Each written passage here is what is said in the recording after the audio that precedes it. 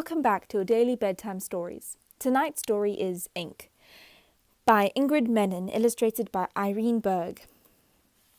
Published by Tafelberg.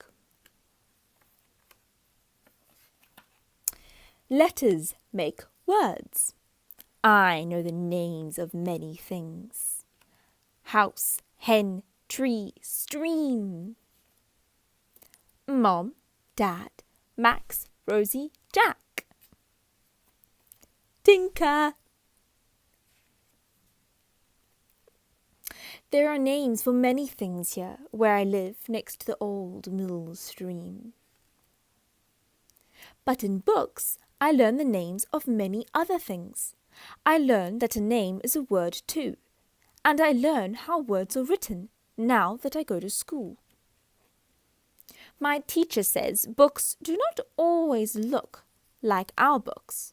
Words do not always look like our words.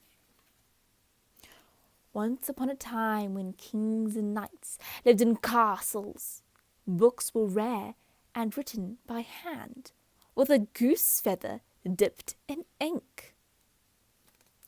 Words make stories. Early one morning, I stick strips of tape onto the pages of Dad's newspaper. I make one big page on the floor. I lie down on all the words. In the pocket of my dress, I have a crayon. Mom, can you trace me, please? I ask and pass her my red crayon. There you are, Mom says. But these are outlines only, without eyes or nose or mouth. I know what I want to do next. With my red crayon, I write head. This is where words live. This is where I think. I draw two eyes. I see and read with my eyes. I draw a nose where a nose should be. I smell with my nose. I breathe in and out. I draw a mouth. With my mouth, I eat and drink. I sing and I speak. I draw two ears. I hear with my ears. I listen to stories, music, to sound and silence. Two arms and two hands, one left hand, one right hand. I write fingers. I count 5 and 5. 10 fingers together. Each finger has a name. Thumb, index finger, middle finger, ring finger, pinky. Hands can touch and feel, work, push and lift. Fingers hold a pencil. I can write. 2 legs and 2 feet. I count 2 times 5 toes. 5 and 5 make 10. I can walk and run and skip and jump. On my feet, I wear shoes for school. Head to toe, ready to go. I get up to have a look at what I have drawn. She is a girl, just like me. I think I should name her Ink. We look alike, but we are quite different too. She has words printed all over her. She even has a dress full of stories. I run upstairs with Ink. She floats above me like a flag. Story time! This is my room, I tell Ink. This is my bed. This is where I sleep. And this is where I keep my books. Would you like to hear a story? Ink's paper head nods. Together we read 1, 2, 3, no, many of my best books.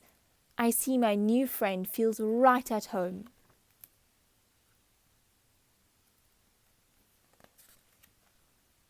Reading is big news.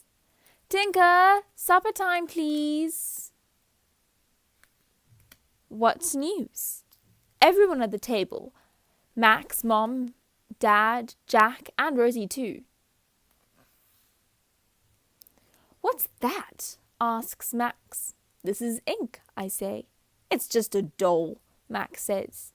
A guest for supper? Mum wants to know. Dad smiles. Please leave the paper now, Tinker. Have you washed your hands? Newspaper can be dirty sometimes. Later, I tell Ink, remember, even if you need a bath, I don't want you to get wet. Ink is a piece of paper, Dad said, and Max said ink is just dull. I think this over. Perhaps I can make something else. I make a plan. Carefully, I fold Ink and all her words in half, then smaller and smaller until Ink is the size of a book. With a pair of scissors, I cut the sides open. Now, there are pages to turn. I draw a picture and glue it onto the front. This is the cover. At the top of the cover, I write Ink. At the bottom of the cover, I write Bye, Tinker. Friends forever. I pick up my book and hold it close. I hug it tight. Then I jump into bed, because a book is like a friend with the best stories to tell. The end. Sleep tight and don't let the bedbugs bite.